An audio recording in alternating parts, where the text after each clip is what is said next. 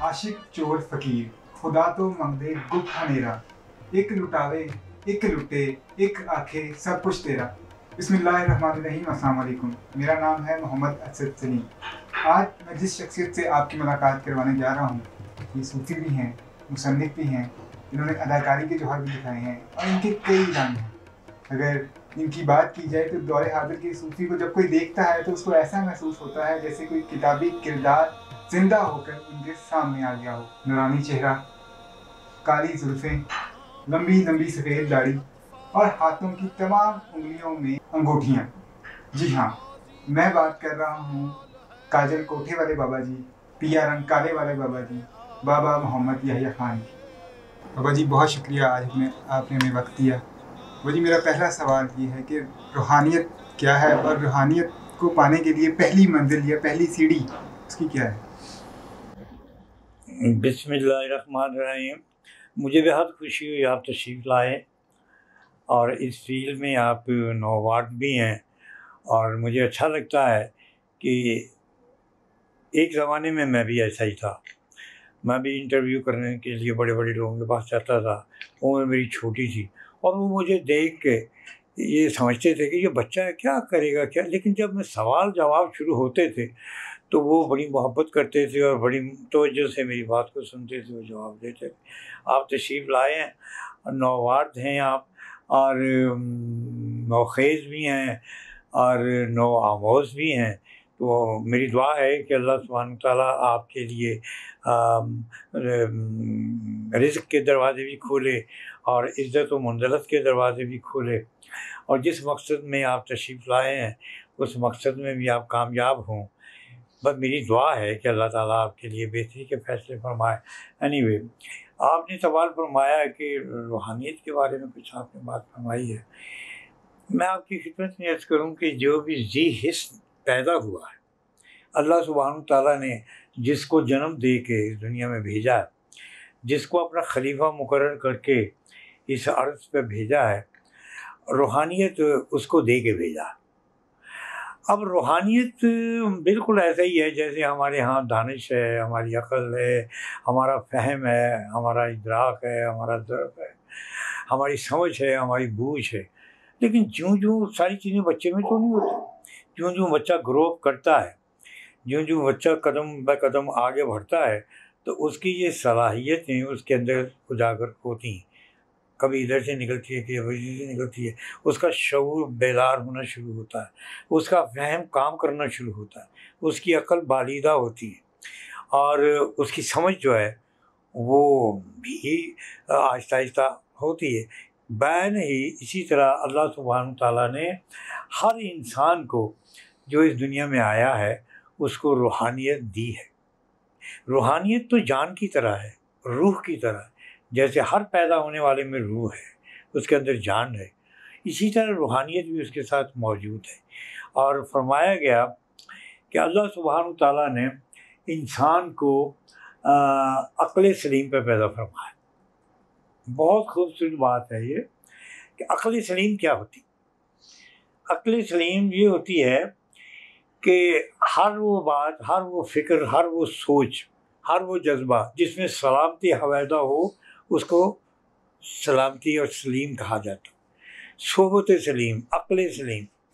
तो हर इंसान को अल्लाह सुब्हानहू तआला ने अक़ल सलीम पर पैदा फरमाया और अक़ल सलीम का यही मतलब है कि उसको रूहानियत दी।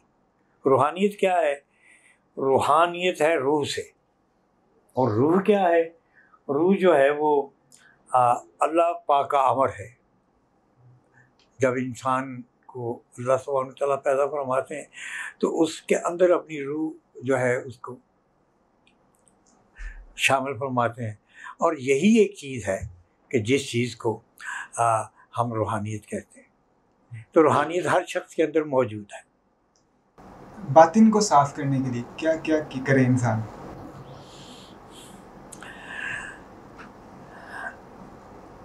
जब इंसान पैदा होता है तो उसको बातिन सलीम भी मिलता है।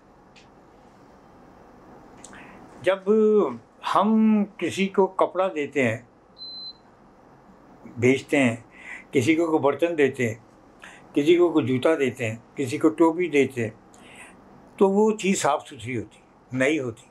इसीलिए हमारा जो बातन है वो भी साफ ही मिलता है। आलूदा इस दुनिया में आके वो होता है, और उसको आलूदा करने में हमारी ज़रूरियात, हमारी ख्वाहिशात, हमारे जो मुतालबे हैं, हमारी जो ज़रूरतें हैं, वो उसको आलूदा करती हैं, बातन को। उसमें सकाफ़त पैदा करती हैं, उसमें कसाफत पैदा करती हैं, उसमें नफासत भी पैदा करती हैं, उसमें खबासत भी पैदा करती हैं। ये सारी चीज़ें जो हैं हमारे बातन में, ये हमारी ज़िंदगी की ज़रूरतें और हमारी अक़ल की बालिदगी और हमारी तलब, हमारी ख्वाहिशात और हमारे इर्द गिर्द की जो ज़िंदगी है ना, वो इस चीज़ को पैदा करती। तो बातन की जो कसाफत है जो है, तो इसको साफ़ करने के लिए रूहानियत से काम लिया जाता है। और रूहानियत कहाँ से मिलती है? बुज़ुर्गों से। रूहानियत कहाँ से मिलती है? सोहबत सलीम से। रूहानियत कहाँ से मिलती है? दीन को फॉलो करने से, कुरान के रास्ते पे चलने पे, अल्लाह के रसूल की बात को सुनने से। यहाँ आके फिर आपकी ये बातनी कसाफत जो है वो धुलती है। और जब कोई इंसान किसी को फॉलो करता है अल्लाह और अल्लाह के रसूल के लिए, तो वो उसका पहला मकसद यही होता है कि मैं अपनी बातन की कसाफत को किसी न किसी तरीके से इसको दूर करूं। किसी भी शख्स को सूफ़ी बनने के लिए क्या क्या चीज़ें करनी पड़ती हैं और क्या क्या चीज़ें उसमें होती हैं तो फिर वो सूफ़ी बनता है? हज़रत, हर इंसान जब पैदा होता है तो वो एक नीम सूफ़ी होता है। जब इंसान पैदा होता है तो वो एक नीम इंसान होता है, एक नीम आदम होता है, एक नौज़ायदा सा गुंचा, एक नाजुक सी कली, एक नाजुक सी कोंपल। उसके बाद वो फूल बनता है या फल बनता है, क्या होता है ये बात की बात। हर इंसान बातन सलीम लेके आता है, अक़ल सलीम लेके आता है। कसावत दुनिया में पैदा होती है। इसकी सूरत यही है, जब कसावत पैदा होती है, कपड़ा गंदा होता है तो या तो धोया जाता है या धोबी को दिया जाता है, और रंग ख़राब होता है तो रंगरेज़ को दिया जाता है। तबीयत ख़राब होती है तो हकीम हाज़िक़ के पास जाया जाता है, और सेहत कमज़ोर होती है तो किसी पहलवान के पास जाया जाता। तो जब आपको बीमार हो जाएं आप रूहानी तौर पर और समझें कि दुनिया और मादियत जो है वो ज़्यादा आ गई है और दूसरी चीज़ें जो हैं वो कम होती जा रही हैं, तो फिर आपको उसी फील्ड के अंदर अपने किसी रहबर की ज़रूरत होती। उस रहबर को हरफ आम में मुर्शिद भी कहा जाता है, पीर कहा जाता है, बाबा कहा जाता है, रहबर कहा जाता है, मुर्शिद कहा जाता है, जो भी उसको आप कह दें। और वो एक दोस्त भी हो सकता है, बीवी भी हो सकती है, माँ भी हो सकती है, बाप भी हो सकता है, एक गैर भी हो सकता है, मोची भी हो सकता है, डाकिया भी हो सकता है, एक मज़दूर भी हो सकता है। ज़रूरी नहीं कि वो पीरे कामिल हो या बहुत ज़्यादा वो आलिम व फाज़िल हो। इल्म और चीज़ है, इल्म और चीज़ है, तसव्वुफ़ और चीज़ है। सूफ़ी के लिए आलिम होना ज़रूरी नहीं है और आलिम के लिए सूफ़ी होना ज़रूरी नहीं है। ये दोनों मुख्तलिफ़ चीज़ें हैं। एक इल्म लदुन्नी है जो अल्लाह सुब्हानहू व तआला इंसान को देता है। एक दुनियावी इल्म है जो हम यूनिवर्सिटीज़ में, कॉलेजेस में, स्कूलों में जाके हासिल, एक मकतब में हासिल होता है, एक मदरसे में हासिल होता है, एक दरसगाह में होता है, एक खानगाह में होता है। ये उलूम की मुख्तलिफ़ फ़ील्ड्स हैं कि आप अपना इल्म जो है वो कहाँ से हासिल कर रहे हैं, किस अंदाज़ का कर रहे हैं। ये बच्चे हैं, मैंने नहीं कोई बच्चा देखा कि कोई जो बच्चा कहे जी कि मैंने दुनिया का इल्म हासिल नहीं करना, मैंने दीन का इल्म हासिल करना है। तो पहले ज़माने में बगदाद में, कायरा में, मदीना में और दुनिया के इस्तांबुल में और करबला में, हाँ जी, इराक़ में बड़ी बड़ी यूनिवर्सिटीज़ होती थी जहाँ पे मुख्तलिफ़ मकातब फ़िक्र के लोग इल्म हासिल करने के लिए जाया करते थे। आजकल ऑक्सफोर्ड है, हार्वर्ड है, अमेरिका है, कनाडा है, इंग्लैंड है। दीन की तालीम कोई भी हासिल नहीं करना चाहता। अगर कोई करता है, कोई दाढ़ी रख रहा है तो उसको तो मजाक करते हैं, कोई घोटे के कहते हैं वालेकुम अस्सलाम कहता है, अल्हम्दुलिल्लाह कहता है तो उसका मजाक उड़ाते हैं कि इसने सही है क्यों इस्तेमाल किए हैं, सीधा कभी सलाम अलैकुम। हमारी तो इल्म का ये आलम है। मुझे रोज़ सैकड़े की तादाद में मैसेजेस आते हैं, लोगों की बातें होती हैं, किसी को अस्सलाम अलैकुम लिखना नहीं आता, बाखुदा बहुत कम है जो सही लिखते हैं, किसी को अल्हम्दुलिल्लाह लिखना नहीं आता। 15 बंदे इकट्ठे कर लें आप, सबके हाथ में कलम दो हाथ दे दें, अलग-अलग बिठा दें, इनको कहिए आप बिस्मिल्लाह लिखिए, अस्सलाम वालेकुम लिखिए, अल्हम्दुलिल्लाह लिखें, दुरूद शरीफ लिखें, कलमा शरीफ लिखें, आप देखिए 10 आदमी से 3 आदमी भी नहीं सही लिख सकेंगे, उनमें मेरी तरह दाढ़ियों वाले भी होंगे। दीन की आजकल किसी को ज़रूरत नहीं है, आजकल दीन की ज़रूरत नहीं है, कारों की ज़रूरत है, बिल्डिंग्स की ज़रूरत है, प्लाज़ों की ज़रूरत है और मैकडोनल्ड्स की ज़रूरत है, ये चीज़ें। तो ये चीज़ें, अब मेरा दौर ख़त्म हो गया, मैं पिछली सदी का भी आदमी हूँ, कई सदियों का इंसान हूँ, तो मेरा दौर ख़त्म हो गया। अब मैं यहाँ पे एक मेहमान की हैसियत से हूँ, एक अजनबी की हैसियत से। मैं अभी बाज़ार गया हुआ था कुछ शॉपिंग करने के लिए बच्चों के साथ, तो सब लोग जो है वो मुझे बड़ा घूर घूर के देख रहे थे, ये बाबा कौन आ गया। और मोस्टली मुझे जानते होते हैं, मैं मीडिया का आदमी हूँ, मेरे प्रोग्राम देखते हैं, मुझे जानते हैं कि ये बाबा मोहम्मद याजा ख़ान है, मुझसे मिलते हैं आगे। लेकिन जब वो मेरा लिबास देखते हैं, मुझे देखते हैं, तो हैरान होते हैं कि इस दौर में ये कौन सा इंसान है। आजकल तो तुर्की दाढ़ियों का ज़माना है,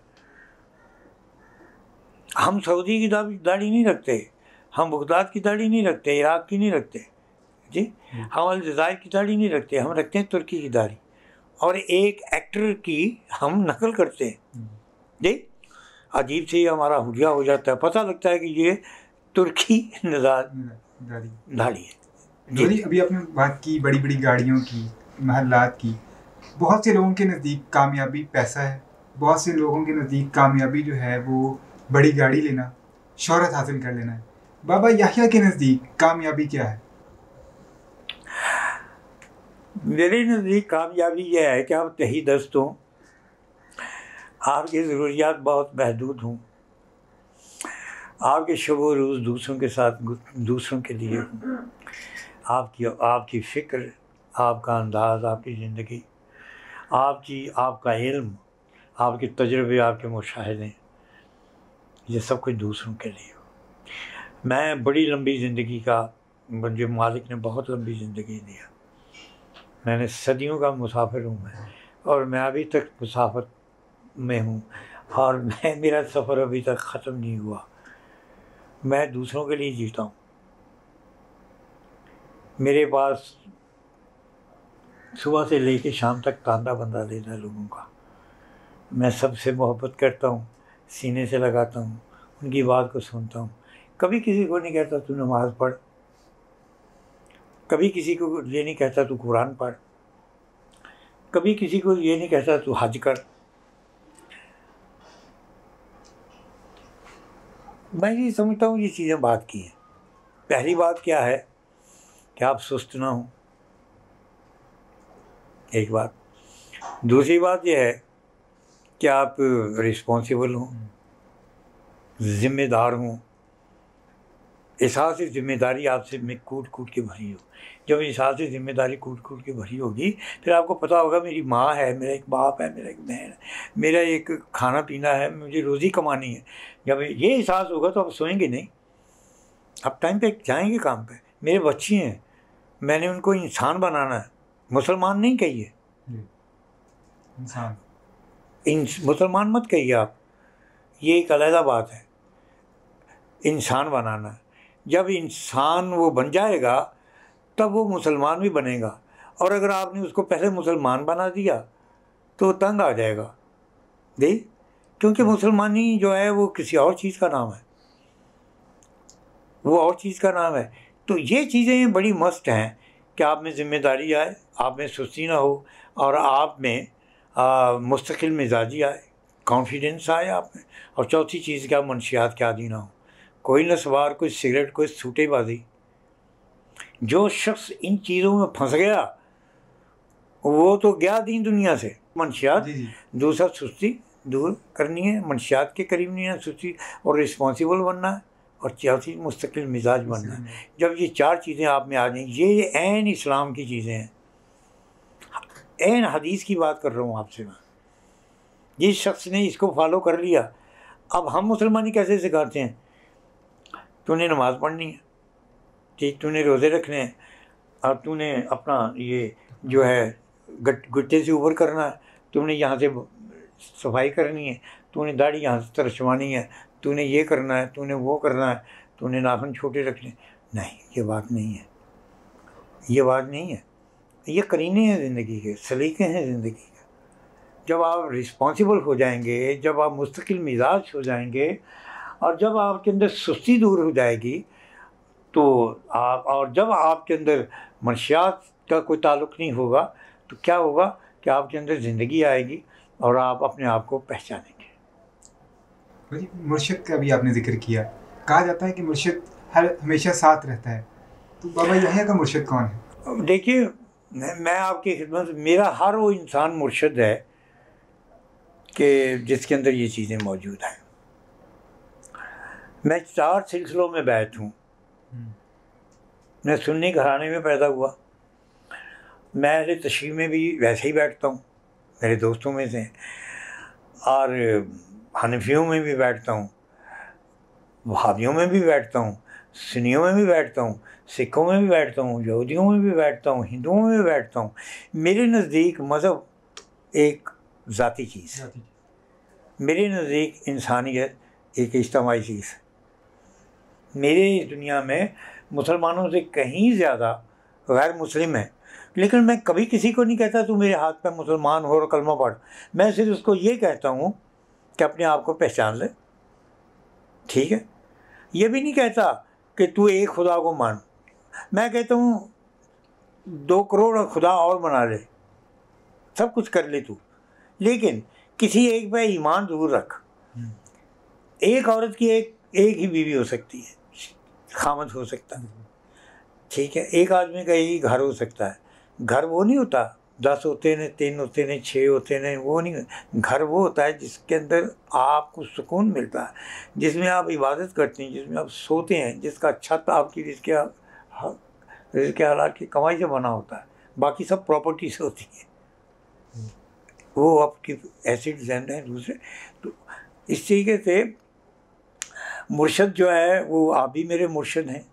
मैं आपकी बात, अगर आपकी बात को मैंने सुना, आपकी दाढ़ी का स्टाइल मुझे अच्छा लगा, मूछें मुझे अच्छी लगी, आपकी आंखें अच्छी लगी, बालों का स्टाइल अच्छा लगा, आपके हाथ अच्छे लगे, जिस्म अच्छा, लिबास अच्छा, इखलाक अच्छा, तो आप मेरे मुर्शद हैं। मुर्शद के सींग नहीं निकले होते 2-4। मुर्शद है कि जिससे आप एक अच्छी सी बात सुने और उसको आप फॉलो करें। मैं सारे मज़हबों को मानता हूँ। इस्लाम तो कल आया, इससे पेशतर कितने मज़हब थे दुनिया में, कितने नबी आए, सारी अपनी अपनी वो लेके आए, अपनी अपनी सारी लेके आए, सालतें लेके आए, शरीयतें लेके आए। आई मीन हर नबी अपनी अपनी शरीयत लेके आए, लेकिन सारी उनके ताने बाने, उनका मेन लिंक जो है वो अल्लाह से जुड़ा हुआ। तो इसका मतलब ये नहीं है कि हम मुसलमान ही सच्चे हैं, दुनिया के वो लोग भी सच्चे हैं जो सच बोलते हैं, रिज़्क़ हलाल कमाते हैं, इंसानियत के लिए बेहतरी का काम करते हैं, बीमारों के लिए करते हैं, और धोखा फ्रॉड नहीं करते। हम मुसलमान हैं, इतनी बड़ी बड़ी दाढ़ियाँ हैं, 6-6 10-10 हमने हज किए हुए हैं, रोज़ इतना लंबा लंबा लंगर बांटते हैं, और इतने मसीतें बनाते हैं, पुल बनाते हैं, सब कुछ करते हैं, लेकिन टैक्स में हम डंडी मारते हैं, ठेके लेने के लिए रिश्वतें हम पेश करते हैं, बिल मंजूर कराने के लिए हम बड़ी बड़ी रिश्वतें देते हैं।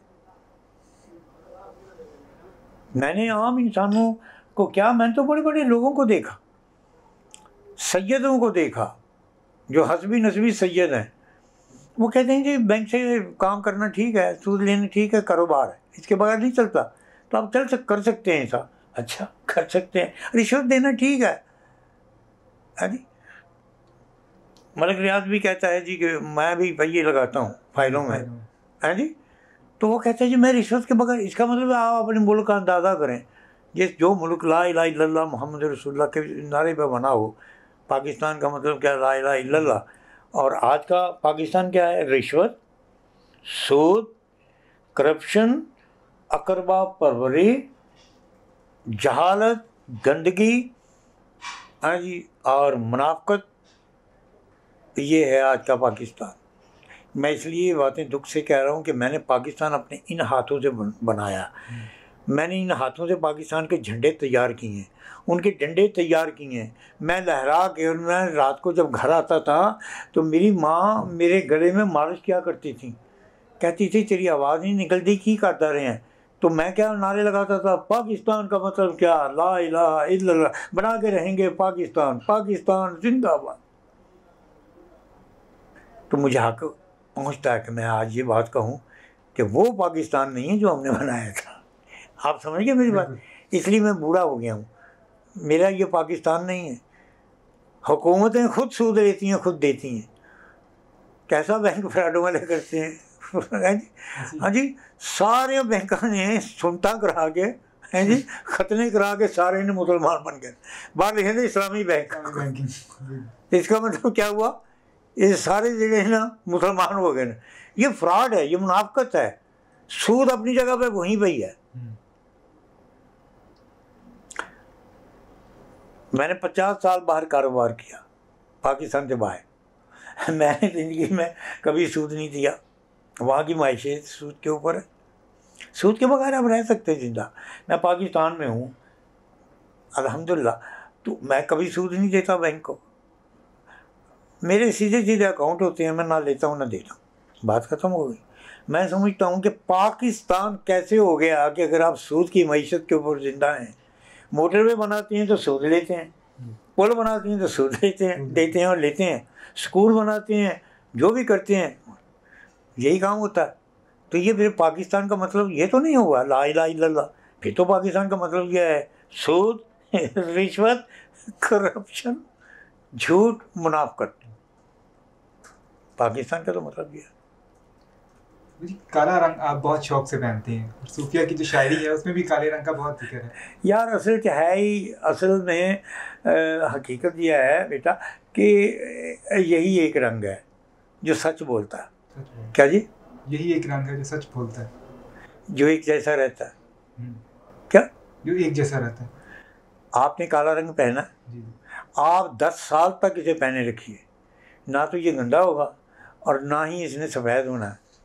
आप सफ़ेद पहन लीजिए, सुबह से लेकर शाम तक लाहौर का एक चक्कर लगाएं, शाम को आपका बेड़ा गर्क हो जाएगा, पहचाना नहीं जाएगा। वही सूट है, ये वही सूट है। धोबी को धोबी काले, ड्राई क्लीन वाले काले, और धोबी काले की वजह से बचे हुए हैं।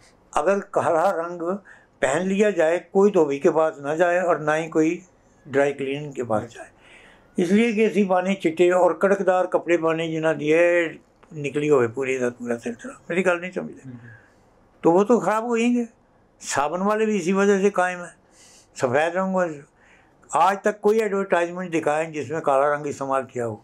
वो इसलिए करते हैं कि काला रंग जड़ा है ना, ये चपेट मार देता बंदे के मुँह उत्ते।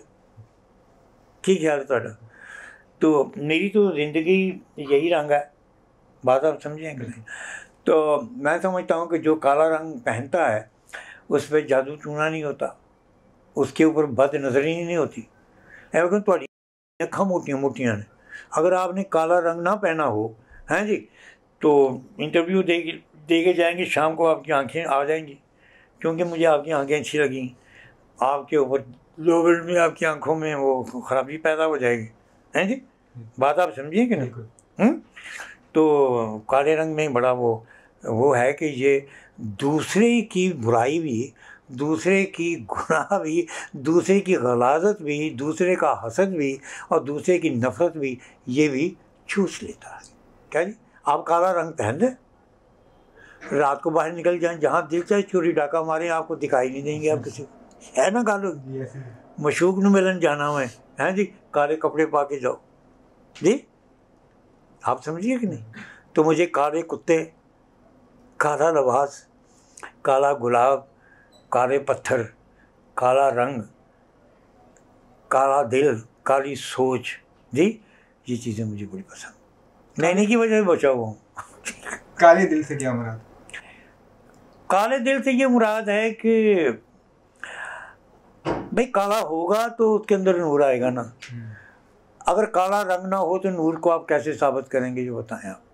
जुल्मत होगी तो नूर को साबित करेंगे, तो छोटा होगा तो किसी बड़े को आप साबित करेंगे, ऐसा ही बात। तो काला रंग जो है, मैं तो इसके बगैर नहीं रह सकता, बात आप समझेंगे नहीं।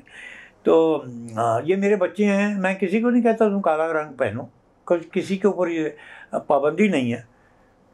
कभी कभी ये दूसरी चीज़ें भी पहन लेते हैं, मैं खुश होता हूँ, पहना करो बेटा। मैं भी कभी कभी पहन लेता हूँ। आप देखिए मैंने धोती पहनी हुई, इसमें कोई कोई नहीं काली चीज़ है, यह पहना हुआ ये काली चीज़ इसलिए, तो ये भी नीचे पहना हुआ है तो काली चीज़ इसलिए। तो बच्चों ने कहा कि बाबा रोज़ ही आप ऐसे ही करते हैं, तो आप कोई कुछ थोड़ा सा तब्दील कर लें। तो मैंने कहा बातें भी वही, रंग भी वही, शक्ल भी वही, कोई तरीका है बात करने का। तो इस तरीके से मुझे, लेकिन यह जिसको मैंने काला रंग पहनाया और जिसने काले रंग को समझा, उसने लंबी ज़िंदगी पाई, दुख दर्द जादू से दूर हुआ, हसद से बदनज़री से दूर हुआ। देखा नहीं कार के ऊपर काले रंग की टाकी बांधते हैं, हैं जी, ठीक है। तो आपने काली कमीज़ पहनी हुई है, आप दुबले पतले हैं, लेकिन दुबले आदमी मुझे अच्छे लगते हैं, प्यारे प्यारे लगते हैं जी। तो अल्लाह, हैं जी, तो अल्लाह पाक आपके लिए खैर बरकत। हाँ जी, और क्या हुक्म? वही जो सूफी हजरात हैं, लोग उनसे तवक्को ये करते हैं बजाय ये कि उनसे कोई इल्म हासिल किया जाए। लोग उनके पास इसलिए जाते हैं कि शायद ये कोई करामात अपनी दिखाएंगे, और कोई इस तरह की चीज़ करके दिखाएंगे कि लोग जो कि आम रूटीन से हटके होगी, बजाय ये कि लोग उनसे इल्म हासिल करें। लोग ये ज़हनियत लेके उनके पास जाते हैं और फिर अगर वो ऐसा नहीं करते तो मायूस होकर लौटते हैं। देखिए जी, सूफी वो नहीं है, या वली वो नहीं है जो आपको मोइज़ा दिखाए, जो आपको जादू दिखाए, जो हवा में उड़ के दिखाए, पानी पर चल के दिखाए, आँख को क्रॉस करके दिखाए। ये शोभा वालों के काम है, ये मुदारियों के काम है, अल्लाह के बंदों के ये काम नहीं है। अल्लाह के बंदे के लिए आग है, पानी पानी है जी। मैंने तो ज़िंदगी में कभी किसी को शोभता नहीं दिखाया, और ना ही मैं किसी को हवा में उड़ के दिखाया जी, और ना ही मैंने कोई ऐसी बात बताई कि जिससे मुतासर होके गए कि मेरा बाबा तो उसके अंदर तो ये चमत्कार है। चमत्कार हिंदू लोग दिखाते हैं, पंडित दिखाते हैं, मुदारी दिखाते हैं, जगलर दिखाते हैं, अल्लाह का बंदा नहीं। अल्लाह का बंदा खूबसूरती दिखाता है, गुफ्तगू में, इखलाक में, मोहब्बत में, बर्ताव में, रिश्ते में, उसमें इंसानियत दिखाता, इखलाकियत दिखाता। अब मैं हूँ तो मैं तो आम इंसान हूँ, मैंने कभी किसी बच्चे को अपना कोई मौजदा नहीं दिखाया, ना ही मैंने ये दिखाया कि ये दिखा पाक दिखाया, ये नोट बन गया आधार का। मैंने तो ये काम किसी को नहीं किया कभी, ये काम दूसरे लोग, गलत लोग करते हैं। अल्लाह का बंदा अल्लाह की बात करता है, अल्लाह का बंदा हकीकत की बात करता है, अल्लाह का बंदा सच्चाई की बात करता है, अल्लाह का बंदा इखलाक की बात करता है। अल्लाह का बंदा ऐसी बात नहीं करता जो बाहर हो, जादू की बात करना, काले इल्म की बात करना, जिन्नों की बात करना, हमजादों की बात करना, और इस किस्म की बातें मैं तो नहीं कभी करता। मेरे बच्चों से पूछे, मैं तो नहीं कभी वहाँ पर बैठ के जिन्नों की बातें करता या वो करता हूँ। सिर्फ यही कहता हूँ सिगरेट नहीं पीना, ज़िम्मेदार बनो, सुबह सुबह उठा करो, जो बात कहो उसको करके दिखाओ। मेरी तालीम तो यही है, मेरा जोर ही इन्हीं बातों के ऊपर। जब ये बातों के आप आमल हो जाएंगे, ये बातें आपके अंदर आ जाएंगी, बाखुदा नमाज भी आ जाएगी। नमाज तब आएगी जब रिज़्क़ हलाल होगा, नमाज भी आ जाएगी, कपड़े आपने अपनी कमाई के पहने हुए हो, नमाज भी आ जाएगी, इखलाक भी आ जाएगा, इंसानियत भी आ जाएगा, खुदा भी आ जाएगा, रसूल भी आ जाएगा। हम लोग तो हज करने के लिए नहीं जाते, तिजारत करने के लिए जाते हैं, और या फिर सर्टिफिकेट हासिल करने के लिए कि मैं अलहाज हूँ जी। जब आते हैं तो इतने इतने फूल, पूरा एयरपोर्ट फूलों से भरा हुआ होता है जब कोई हाजी आता है जी। वो बाहर निकलते ही कहते यार मुझे सिगरेट ला के दो, तो दिल करता है मैं तो ही वापस भेजता जाए, है जी। हाजी उतरता है, पहले कहते यार मुझे सिगरेट ला के दो, अब हार प्यादा पेट, वो फुलों के हार पाने सिगरेट मंगता बाबा, ਐਸਵਾਜੀ ਉਹਨੇ ਬਾਬੇ ਨੇ ਕੋਈ ਐਸਵਾਜੀ नहीं ਕੀਤਾ, ਸਿਰਫ ਹੈ ਕਿ ਮਰਨ ਤੋਂ ਪਹਿਲੋਂ ਉਹਦੀ ਕਬਰ ਤੇ ਲਿਖਿਆ ਜਾਏ हाजी नूर मोहम्मद खोखर। ठीक है, ऐसा ही। भाई इल्म क्या है, और क्या इल्म सिर्फ किताबों से हासिल होता है? नहीं, मैं पढ़ा लिखा नहीं हूँ। इल्म किताबों से हासिल नहीं होता, इल्म सफ़र से हासिल होता है, इल्म हज़रत से हासिल होता है, इंसानों से होता है और सोबत सलीम से हासिल होता है। आपने बताया कि आप पढ़े लिखे नहीं, नो, आपको तालीम हासिल नहीं, लेकिन नो, आपकी किताबें पढ़ के नो ये नो एहसास no no no no no मैं पढ़ा लिखा नहीं हूँ, मैं नहीं पढ़ा लिखा नहीं हूँ, मेरे पास कोई डिग्री नहीं है। मेरे ये बच्चे बैठे हुए हैं सवाए खान साहब के अलावा, ये जितने बच्चे बैठे हैं सबके पास डिग्री हैं, आपके पास भी डिग्री है। सिर्फ है मेरे भाई बात को डिग्री कोई नहीं, तो मेरे को डिग्री कोई नहीं, या खान साहब ने इन्होंने कोई डिग्री कोई नहीं, बाकी ਤੁਹਾਡੇ सारे को उनमें थोड़ी डिग्रियां ਨੂੰ ਕੀ ਕਰਾਂ। ਤੁਹਾਡੇ ਕੋਲ डिग्री किड्डी शानदार डिग्री है, लेकिन वेख लो हाँ जी पतलून वेख लो ਤੁਹਾਡੀ किड्डी पतली जाएगी। मेरी गल नहीं समझो, वो ਤੁਸੀਂ फरंगी पाई दी है, दाढ़ी ਤੁਹਾਡੀ तुर्की है, तो वालों का स्टाइल ਤੁਹਾਡਾ फ्रेंच है। मेरी गल नहीं समझो हैं जी। कमीज ਤੁਸੀਂ जनाब ਲਈ ਉਹਨਾਂ की ब्रांडेड पाई दी, बाहरों लैके उत्थों लैके पाई दी, तो मैं धोती पाई दी है, ये चादर मैनू किसी मदार भी नहीं दी सी, तो यह छुड़का मैं पाए दा है, तो हीना पैरी में जुत्ती पाई दी। अल्लाह दा खैर खैर चला, मैं थोड़े ज़्यादा मुतमईन हाँ, अल्हम्दुलिल्लाह रब्बिल आलमीन जी। आखिरी सवाल मेरा ये कि तरीक़त और शरीयत इनमें क्या फ़र्क है? तरीक़त जो है वो शरीयत ही है, और शरीयत जो है वो भी तरीक़त है। शरीयत का मतलब है, शरीयत जो मिलती है वो आपके दीन से मिलती है, और तरीक़त जो है वो आपके मुर्शद से मिलती है, और मुर्शद भी शरीयत का भी पाबंद होता है, वो शरीयतों बाहर तो नहीं होता, और ना ही तरीक़त वाला इंसान जो है वो शरीयत से बाहर होता। मैं भी दायरा शरीयत के अंदर हूँ, मैं भी दायरा शरीयत के अंदर हूँ अल्हम्दुलिल्लाह रब्बिल आलमीन। वो मैं नहीं बता सकता अपने बारे में, लेकिन मैं दायरा शरीयत के अंदर हूँ। मेरा एक खुदा है, मेरा एक रसूल है, मेरा एक मौला है। मैं कुरान पे, हदीस पे, मरने पे, जीने पे, जी के मरने के बाद उठने पे, और अमाल पर, जन्नत दोज़ख पे ईमान रखता हूँ। बात आप समझे।